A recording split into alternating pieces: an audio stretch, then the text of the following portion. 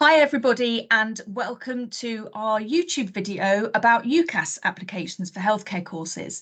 My name is Abby and I'm from the NHS Health Careers team, and I'm really pleased to be joined today by three healthcare students who are going to be kind of giving you some hints and tips and telling you a bit more about their journeys as well. So I'm joined by Ray, Tanisha and Caitlin. So we're going to be with you probably about 20 minutes, half an hour or so, and we're just going to be having a chat really and talking about some of the questions that you've probably got in your mind at the minute. As you're probably very aware, it is coming up for the UCAS application deadline very soon, 25th of January, but there are opportunities after that main deadline as well, so try not to panic. There's UCAS Extra that opens on the 23rd of February, and then you've got clearing as well that opens in July and is open right through to October, so loads and loads of opportunities to apply. But yeah, do keep that main kind of deadline in mind for the 25th of January. Okay, the other things just to let you know about are that we have got lots of resources that you can use from the NHS Health Careers team. So we've got the NHS Health Careers website, healthcareers.nhs.uk. There is loads of information on there around lots of the different roles within healthcare. And we've also got a course finder there, which is underneath the career planning section. So if you're looking for a particular healthcare course that leads to professional registration as one of the healthcare professionals, then you can find those courses on our course finder and then link through to the university so that you can see what the entry requirements are, because as you probably have found out already, they can really vary from university to university. Okay, so I think that is all I'm going to say for now. So I'm going to get our panelists, who have been incredibly generous with their time, to join us today, just to introduce themselves to you, and then we're going to start asking them some of our questions. So I'm just going to go kind of round the screen. So Tanisha, do you want to go first, please? Yeah, can you hear me? Just checking this actually working. Okay, great. Hi, my name's Tanisha. I'm a third year mental health nursing student at Middlesex Uni. Currently on placement, hence the scrubs. But I'm with the liaison team, so I'm in between A&E and the mental health side. Brilliant, thank you, Tanisha. So the end of your course is in sight for you then, not too long to go. Brilliant, thank you. Ray, over to you. Can you hear me right? Yep. Yeah. So hello, I'm Ray, and I'm a second year therapeutic radiography student at Sheffield Hallam University. Currently in lectures and stuff, preparing myself for placement in March. So yeah, it's been all right so far, and I'm enjoying my course so far. Brilliant, thank you, Ray. And Caitlin. Hi, I'm Caitlin. I'm a second year diagnostic radiography student at Leeds, and it's currently exam season and then on to placement. Right, and Caitlin's being particularly generous with her time because she is actually part way through an exam at the moment. It's one that you can do remotely, isn't it, Caitlin, over quite a period of time, but we're really grateful that you're here. Brilliant. Okay, so Tanisha, can you kind of start us off by telling us a bit about your journey since GCSEs, please? Yeah, so I obviously done my GCSEs at 16, and then I went into sixth form, and I studied psychology, religious education and law, which when I think about it now were good choices, because they do link. At the time I did not think they'd link at all. So from there I done my AS levels, and then actually I didn't get to do my A levels because I was part of the COVID year. And so I received, it was a mix between government and teacher graded results. And then from there, I came straight into uni. And here I am 3 years down the line. So yeah, I mean, I've had lots of different placements. But yeah, that was literally my journey from GCSEs. It's quite a straight path, but obviously not everyone's is like that. Yeah, Brilliant, thank you. And what qualifications did you need to get onto your course? I mean, you obviously had what you needed, but can you remember kind of what the grade requirements were and whether there are any subject specific requirements? Yeah, so I know that I had to have my GCSE in maths and English at a grade 5, if I remember rightly. Okay. It was 4 or 5, I can't remember exactly. And then also I had to have it was 3 A levels, but I was lucky with Middlesex that I didn't have any subject specifics. But with some other universities that I applied to, I did have to have a science-based one. Okay. And the ones that I applied to, luckily enough, did accept psychology as a science, but other places would only accept chemistry, biology, or physics, if I remember rightly. But that's rough memory, as it was actually quite a while ago now. Yeah. Brilliant, thank you. And I think, you know, you've highlighted that point perfectly, that you must look around at different universities to see what the entry requirements are, because it can be quite surprising actually, the variation. And I think the other thing as well is to bear in mind that if you're not studying A levels, there are lots of equivalent qualifications as well that are normally accepted for healthcare courses. So things like BTECs, T levels now as well, access courses. So lots of different options if people haven't done A levels. Brilliant, thank you. Ray, could you tell us what attracted you to therapeutic radiography? Can you hear me all right? Yeah. So well, my journey has been sort of up and down. I think it's quite different to what Tanisha had. I kind of discovered this role like well, through another route. So I came across diagnostic radiography, and it was just like it just led into therapeutic, because when I was doing my application for UCAS, then I saw, because I did apply for radiography, that's what I knew. So I saw radiography, so I applied for it. So when I was searching, then I saw therapeutic and I saw diagnostic. So then that got me thinking, what is it that I want to do? Because all I knew was I'm doing radiography, I want to study radiography, but I didn't know it was split into two. So then went away to look into the therapeutic side as well. And then when I did some research into it, looked at how the role involves like cancer treatment and using technology, radiation, and all that kind of stuff. It kind of made like I was more intrigued, and I was like, oh, I would really want to do this instead of the diagnostic. So I kind of came across it through diagnostic radiography, but upon discovery, it just kind of made sense to when that goes back to college when I had like interest and love for technology. I've always had it anyways, like and well, so when I was in college, I just want to give a little bit of so when I was in college, I wanted to go through adult nursing. So I wanted to become an adult nurse. So when I did apply, had my interviews, went to different interviews, and I was ready to start uni. And then I just finally I just kind of had like a wake up call sort of thing. I kind of felt like I wasn't like going to like be like a better nurse. So I don't know, I just kind of felt like it wasn't right for me. So then I took a year off to then do more work experience. So went back to the hospital. I did my sort of work experience in college to then do another year, because I was just doing nothing at home. But then I did another year, and then I explored different departments of the hospital because I wanted to find out what course to do in uni. I wasn't sure.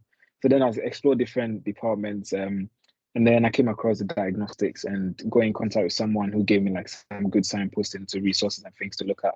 And then that was what led to me finding the therapeutic radiography as well. Brilliant. And I think it's a great example of it sometimes takes some time to find the right thing for you, doesn't it? But it's so important that you take that time, and actually that you were honest with yourself about adult nursing not being right for you, but knowing that you want to do something in healthcare, and then kind of finding radiography, and then discovering that there were two types of radiography. So you had another decision to make. I hope you and Caitlin aren't going to argue about whether diagnostic or therapeutic is best. Both really valuable professions, obviously. So yeah, it's great to hear that you're now kind of doing you're learning the profession that you've decided is good for you. So that's brilliant. Thank you, Ray. What do you specifically enjoy about the role? You've touched on this a little bit already because you've talked about kind of using technology. And what are some of the challenges as well of being a therapeutic radiographer from what you've learned so far? Yeah, I think as I said earlier, like with the technology, it's just there's always new things to learn because technology advances over time. And it's just the fact that because we are always looking to improve like our services and like provide better care and help patients recover.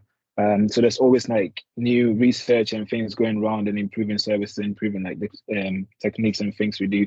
So like even on the job, when you finish uni, like you're not done with education, you still carry on like educating and like learning and being trained and all that kind of stuff. Because if there's any new technology, you'll have to learn how to use that and how to adapt to those changes as well. So it's quite, it's still you still learn whilst on the job. So it's one of the things I really do enjoy.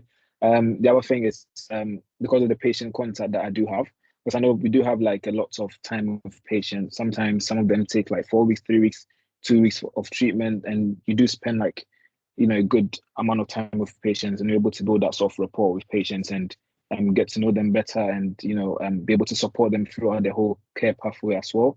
And I know like with cancer being one of the biggest sort of causes of death around the world, like for me, I kind of feel like I'm also helping contributing to like the fight against cancer. So yeah, those are some of the things I really do enjoy about like the course. With the challenges, I did talk about the communication and like being able to talk to patients. That is also like it's positive, and then also like a big challenge because I know the NHS is quite fast paced, and because of the number of patients seen every year and every day, you tend to have like little time with each patient. Sometimes you kind of feel like, oh, I would, like maybe if I spend a little bit of time with this patient, I would have helped the person even more. So just the whole nature of how the healthcare system is now, it just kind of make some of these stuff I do quite a bit challenging or a bit difficult. Yeah, that's one of the things that yeah. Thank you, Ray. And I think that really highlights that one of the key skills that within healthcare, whatever role you're doing, actually is the ability to build a rapport with a patient quite quickly, actually, and those real kind of communication skills and interpersonal skills coming in. So yeah, great. Thank you, Ray. Caitlin, what's your route been since GCSEs? So once I completed my GCSEs, I decided to study still at my sixth form, and I did A levels. At the time, I picked on wanting to go into medicine, so I chose biology, chemistry, maths, needing the 3 sciences. But then, unfortunately, at the start of my A levels, my gran became really ill and passed away from cancer. So it did massively impact my studies and me actually getting my grades. I did start bringing my grades up again towards the end of year 1 and the start of year 2. But then during year 2, COVID hit. So we were obviously all prepping for exams, and then we all just went into lockdown. And then our grades were then decided on all the grades we'd got previously across the whole 2 years. And obviously I had quite bad grades at the start of year 1, so it did pull my grades down quite a lot. I was lucky enough to still get into a university I wanted, which was a good uni, but it required me to move about 5 hours away from home. At the time of moving into the uni, it was still lockdowns. We were in the tier system. You weren't allowed to socialise. And between where I was and coming home was a tier 3. So I wasn't actually allowed to travel back and forth. Therefore, I decided that I didn't want to stay. So I did actually drop out of university and come back home, not knowing what was going to happen or whether there was going to be another lockdown. I was lucky enough that my sixth form were quite supportive, allowed me to rejoin the sixth form to up my biology grade so that I could actually apply to the University of Leeds, being closer to home. So I resat that, but I also had to take part in the Access to Leeds course, where you have to meet certain criteria and then they allow you to do a course which discusses things like academic integrity, how to revise, so things to sort of prep you to actually join a university. Once you completed that, it then lowered your grade boundaries by a grade for each subject. So this allowed me to get in without having to resit all 3 A levels, and obviously pull up my grades quite a bit, because I actually got BBC after resitting and having my A levels. Whereas to get into Leeds, I needed a BB. So it was a massive help. And to be honest, I'm glad I did have to go through that moving away and come to Leeds, because now I actually am student rep for my year group for my 3 courses, which is our school, and I get to take part in so much. So like, it has helped me. It has taken longer than I expected, but it's given me opportunities I probably wouldn't have had if I'd have started university straight from school. Brilliant. Thank you, Caitlin. And again, you know, and not necessarily a direct, smooth path, but a lot of people don't have that. And there'll be people watching now who will be thinking, oh, thank goodness it's not, it doesn't have to be straightforward for you to get to where you want to go to, and if you're determined, there'll be a way to get there. And I think it's great that you've talked about the access to Leeds course as well, because a lot of other universities have similar arrangements where they'll do something called a contextual offer, based on sometimes your kind of home situation and other factors. So again, highlights the importance of really doing your research and looking into what's available. Thank you, Caitlin. Caitlin, if we could just stay with you for a second, how did you find the UCAS application process? Did you find it relatively straightforward? Were there tricky bits? I generally found it quite straightforward. I was quite lucky with my 6th form that we actually had sessions that sort of went through how to actually go about applying, filling it out. We used an app called Unifrog to sort of practice with, and sort of fill that out first before you actually got to the UCAS application, which I think definitely helped sort of make it a bit simpler, because we sort of had the experience to fill something similar out previously before we actually started the UCAS application. But I did find like it was all set out quite well. It told you exactly what it wanted. There were a couple of things like you weren't always sure about, but you could quite easily look it up, have a look on the actual UCAS website, and you could find the information to tell you like how to fill it out. I think the hardest thing was probably the personal statement, because obviously you've got to write about yourself and know what to include and what not to include, and actually link it back to your course. Yes, really important. Thank you, Caitlin. And Tanisha, we're going to come on to you to talk about personal statement. How did you find writing the personal statement?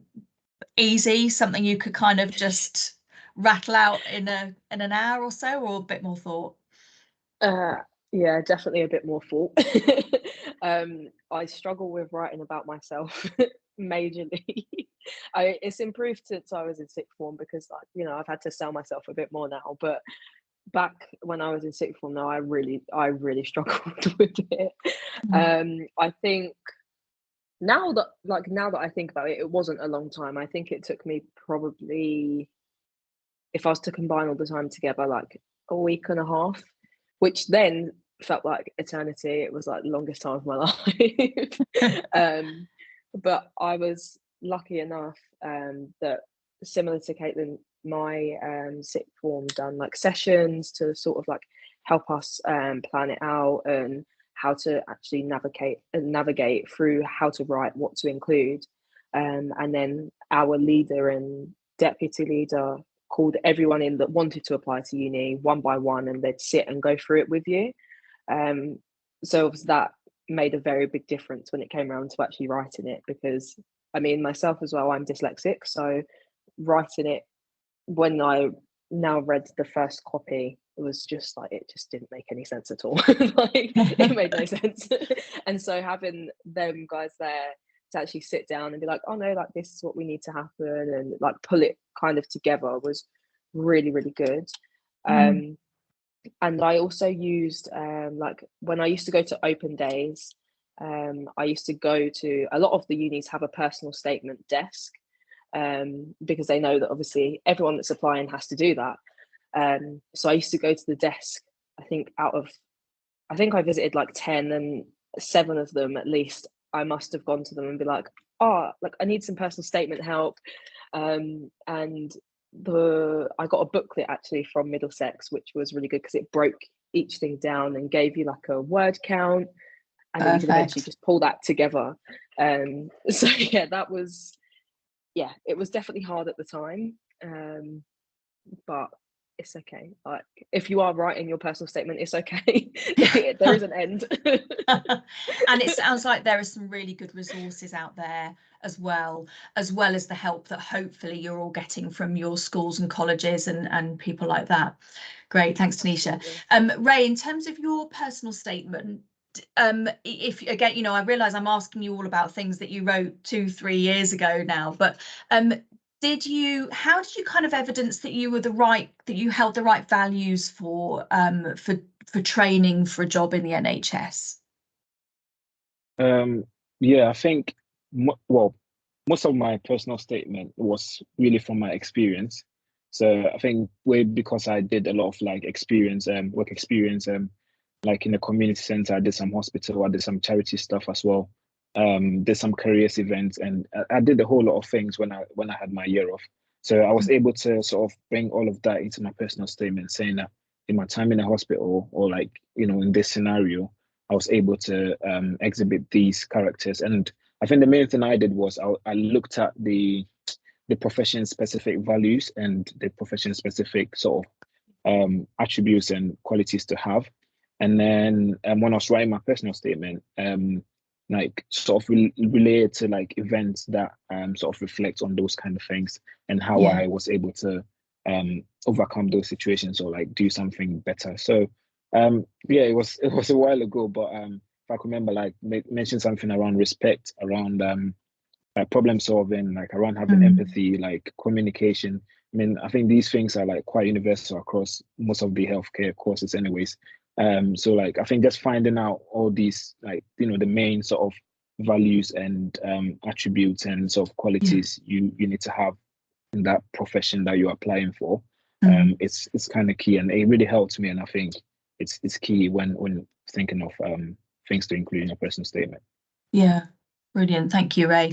And you know, if you are struggling with your personal statement about where to start, as Ray said, there are profession-specific values, but then there's the NHS Constitution as well, which has got 6 values, so you can always draw on those. So it's things like compassion, respect, and dignity. So it's really helpful to kind of give you a framework to help you with some examples in your personal statement.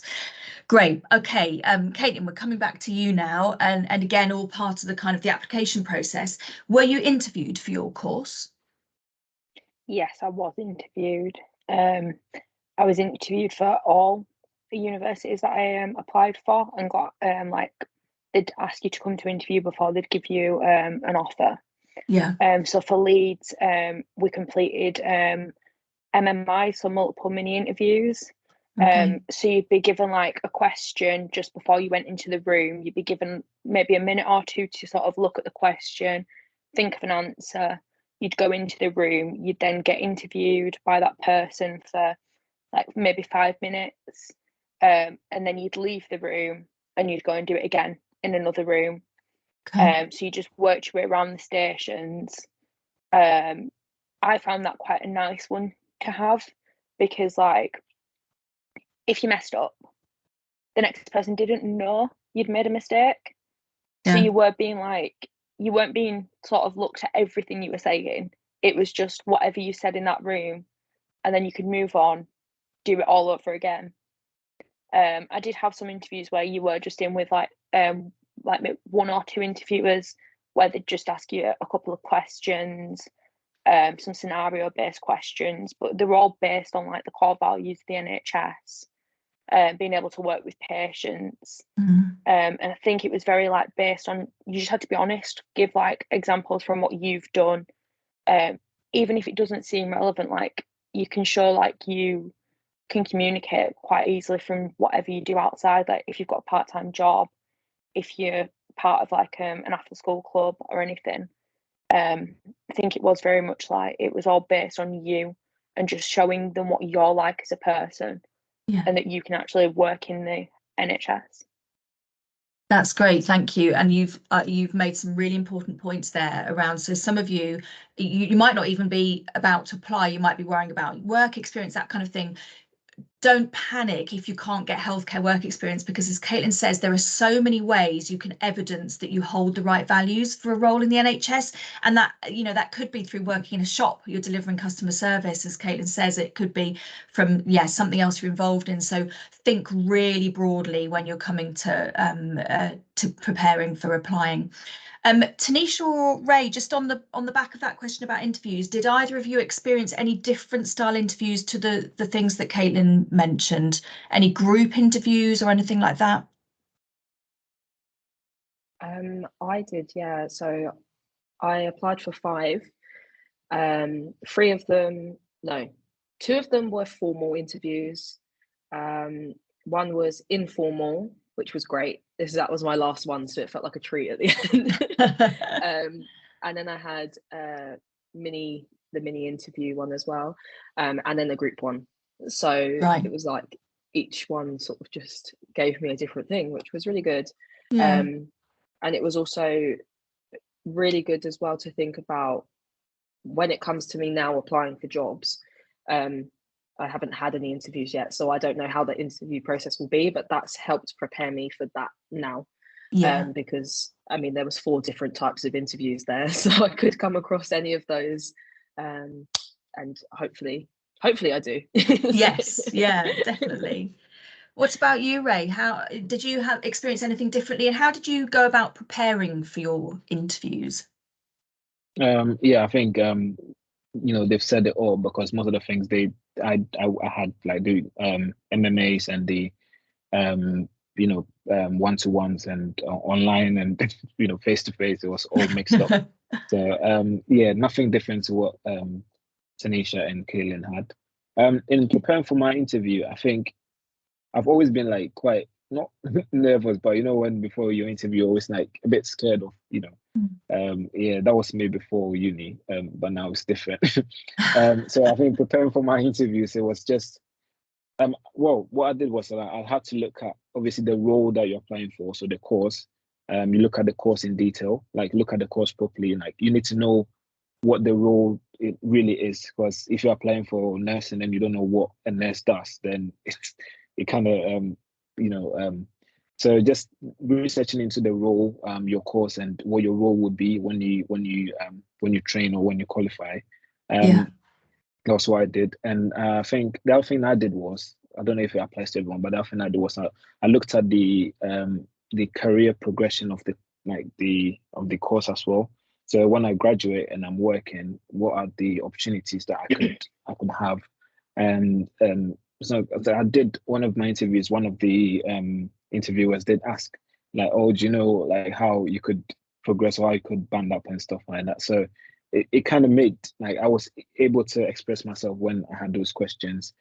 So every unit is different and they have different questions they ask. But then if you have an idea of how the role progresses, or like opportunities and things that you could be involved in, that would also be good. And I think the other thing I do was research into the university as well.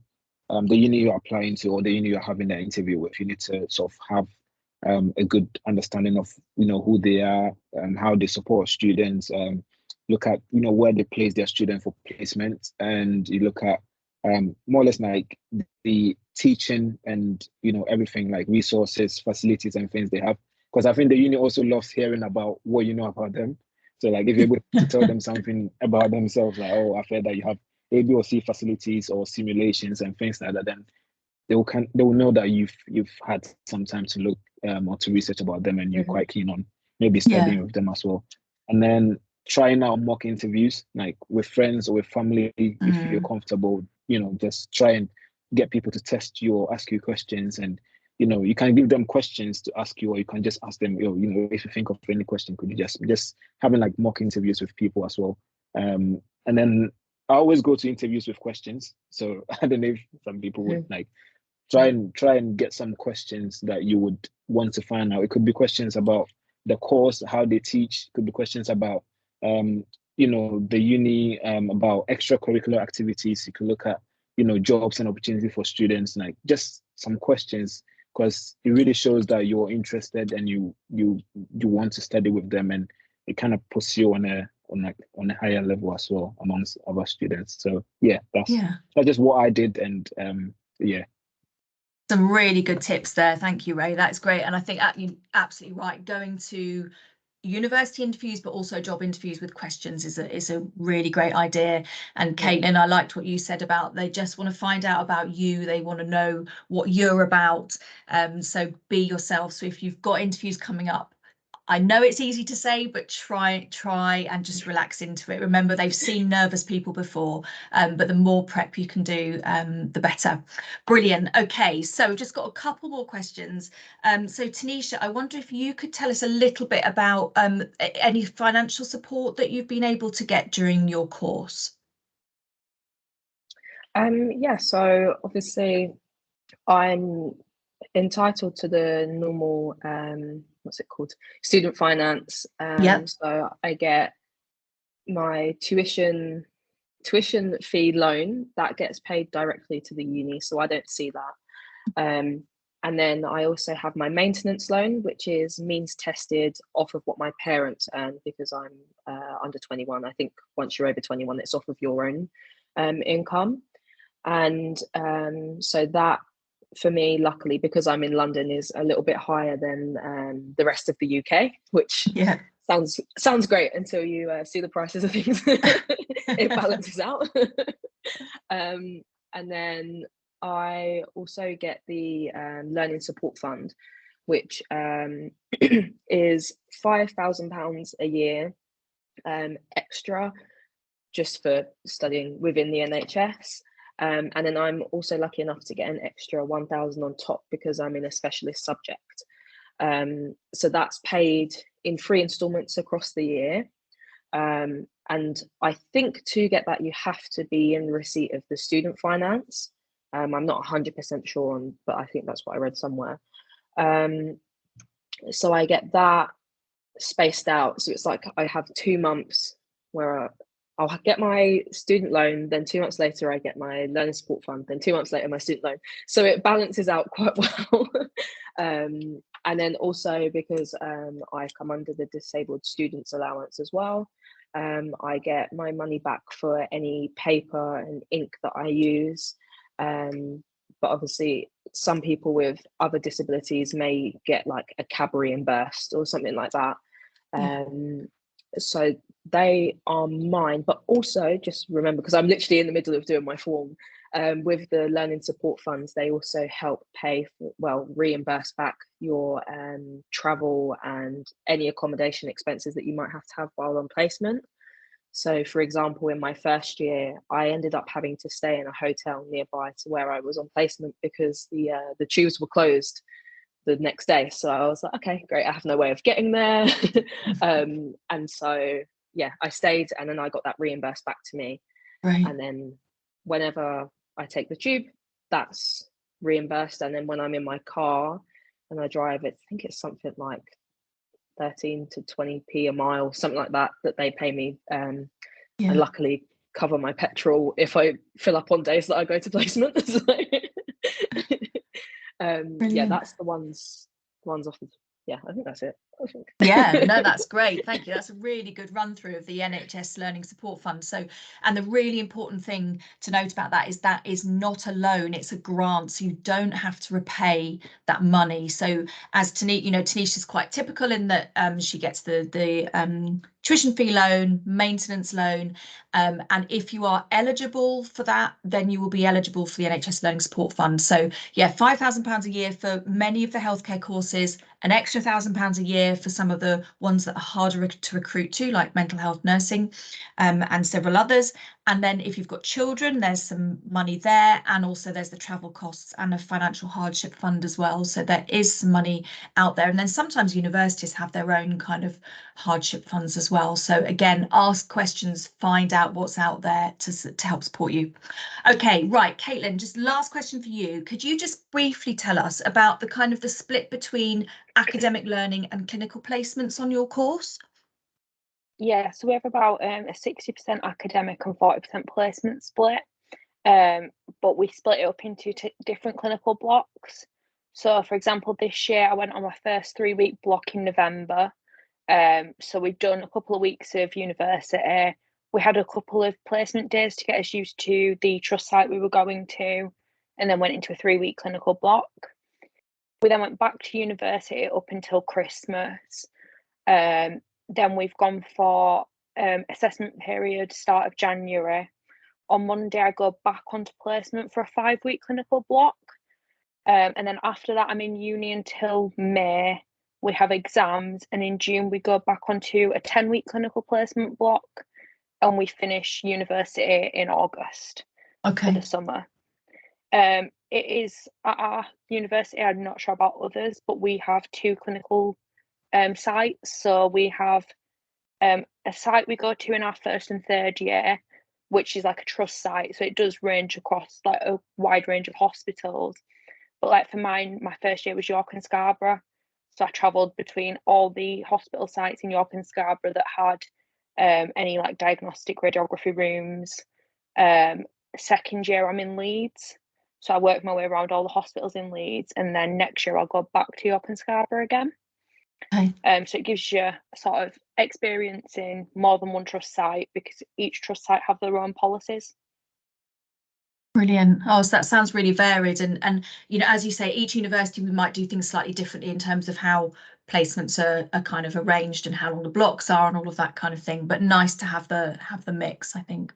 Brilliant, thank you. Okay, so we're just coming to the end now, but I just wanted to find out from any of you any kind of top tips that you would give to people who are in the process of applying, or anything that you perhaps would have done differently if you were going to go back and do it all again. So just very quickly, perhaps just one thing from each of you, but don't worry if you haven't got anything you want to add. Caitlin, you look like you. I'd say just take your time. Like if it takes longer than expected, it doesn't matter. If it's something you really want to do, it doesn't matter if it takes that little bit longer.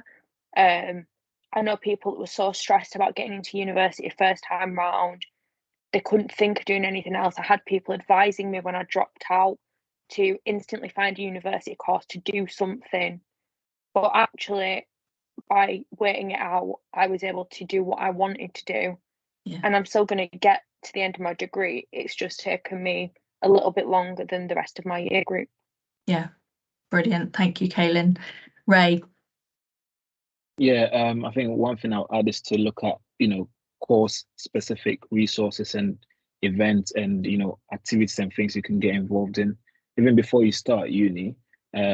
So prime example is like on my course, we have like lots of resources around like podcasts. So like you have Rat Chat, we have like Macmillan, they have charity events, they do like cancer research, 5K away. There's so many like charitable events and organizations that offer like student sort of taster days. Even some hospitals, I know they do like hospital taster days and like open days, and kind of help you like prepare or sort of have an experience of the course you want to do, or even look at other courses as well if you're deliberating on what course or what career to pursue. Yeah, brilliant. Thank you, Ray. Tanisha, anything you want to add?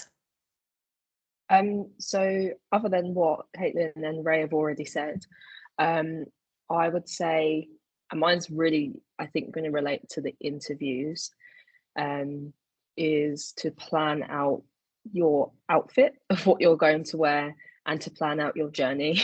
Because straight away, when you think about getting an interview, you're like, okay, right, I need to do the questions, I need to know what they're going to ask me, I need to look at scenarios. And then if you're anything like me, the last thing you thought about was what you're going to wear and how you're going to get there. So I was there the night before, like pulling through all my clothes. Like, I don't know what to wear. I need to make a good impression. So I'd say put as much time into that as you would everything else, especially getting there, because you don't want any travel disruptions on the morning.